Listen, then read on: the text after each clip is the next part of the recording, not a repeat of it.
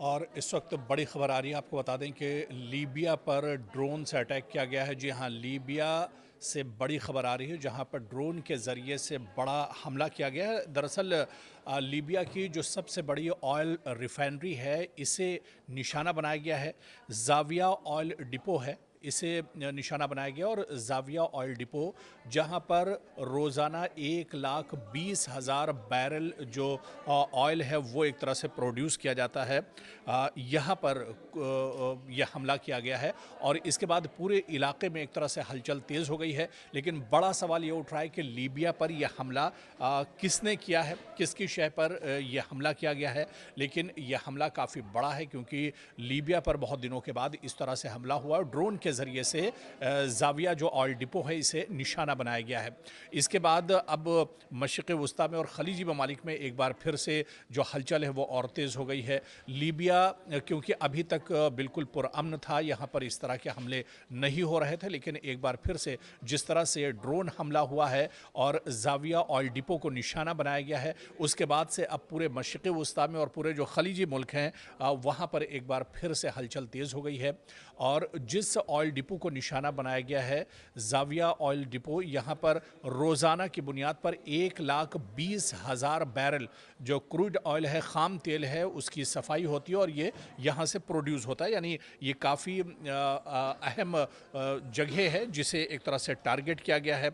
और आपको बताते चलें कि कई ड्रोन, दरअसल एक के बाद एक कई ड्रोन ने यहाँ पर हमला किया है, टारगेट पर निशाना साधा है।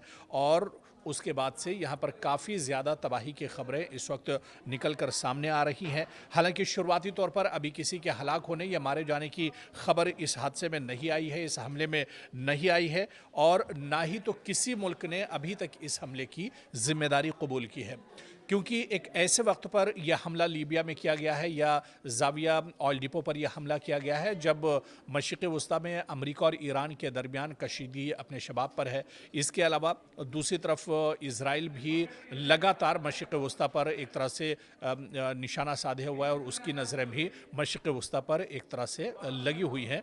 तो कहीं ना कहीं ये अब सवाल उठ रहा है कि आखिर इस हमले के लिए ज़िम्मेदार कौन है, जिसने यह हमला किया है लीबिया के ऊपर। आखिर कौन दरअसल किसने यह हमला किया है? क्या इज़राइल की तरफ से यह हमला किया गया है, या फिर ईरान ने यह हमला किया है, या फिर अमेरिका की तरफ से यह हमला किया गया है? दरअसल बड़ा सवाल यही कि हमला किया किसकी तरफ से किया गया है और इसकी मंशा क्या कुछ है। जब मशरिक़ वस्ता में हालात इतने ज़्यादा कशीदा हैं तो फिर यह हमला किसकी तरफ से किया गया है?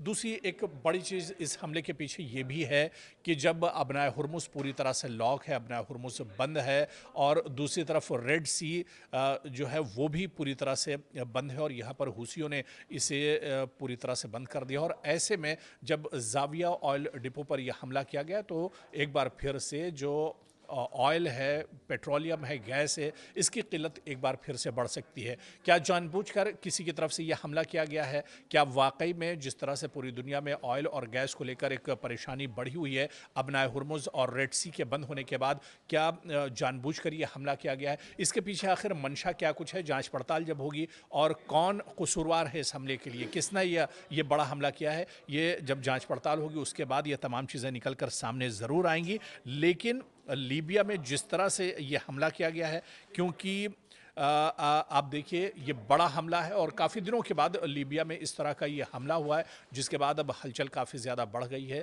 सियासी तौर पर भी अब जो सरगर्मियां हैं वो काफ़ी ज़्यादा बढ़ गई हैं। लेकिन आने वाले दिनों में जब जांच पड़ताल होगी तब ये चीज़ें निकल कर सामने आएंगी कि किसकी मंशा पर यह हमला लीबिया के अंदर किया गया है।